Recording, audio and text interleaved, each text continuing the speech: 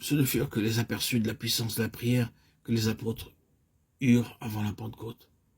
Mais ce jour-là, la descente du Saint-Esprit les vivifia et manifesta la place éminente de la prière dans l'évangile du Christ.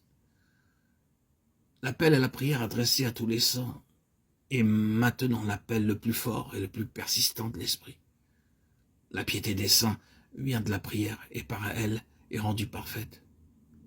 Étant purifiée et raffinée, l'évangile n'avance qu'à petits pas et timidement quand les saints ne prient pas longuement et en tout temps. Où sont les chefs animés de l'Esprit du Christ qui seront enseignés à prier aux chrétiens du jour présent et les mettre à cette besogne? Savez-vous que nous sommes en train d'élever une génération de chrétiens qui ne prient pas? Que ceux qui comprennent la nécessité de la prière s'avancent et le fassent.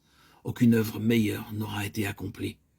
Que l'éducation soit facilitée, que l'argent abonde, ce ne sera qu'une malédiction pour la piété si ces deux éléments ne sont pas sanctifiés par des prières toujours plus intenses. Cela n'arrivera pas tout seul. Les campagnes pour augmenter les budgets des œuvres n'aideront pas à développer l'esprit de prière, mais l'entraveront si nous n'y prenons garde. Rien ne pourra empêcher cela si ce n'est l'effort spécifique des conducteurs de l'Église animés de l'esprit de prière. Les principaux chrétiens doivent marcher en avant pour faire un effort apostolique, afin d'enraciner la pensée de l'importance vitale de la prière pour la vie et le cœur de l'Église.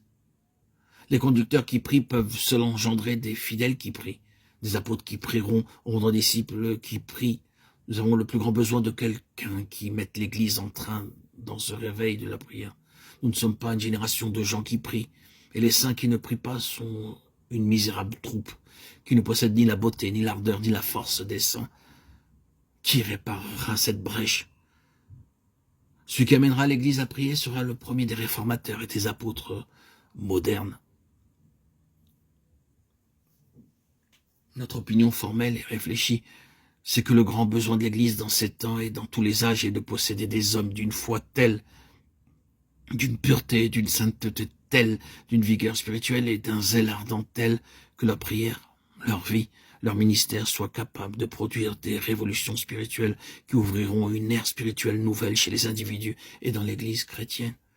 Nous ne parlons pas d'hommes qui provoqueraient des mouvements sensationnels par des méthodes étranges ou qui attireraient par des récréations amusantes, mais des hommes qui peuvent mettre en branle le monde et opérer par la seule prédication de la parole de Dieu et par la puissance du Saint-Esprit de ces révolutions qui changent tout le courant des choses.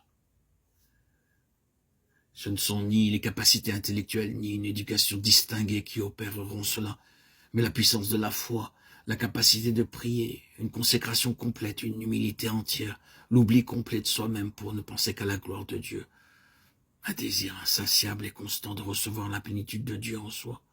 Ah, tels sont les hommes qui pourraient enflammer l'Église de Dieu, non pas d'une manière bruyante et vulgaire, mais avec une chaleur intense et paisible qui pénètre, fond tout et met tout en mouvement pour la gloire de Dieu.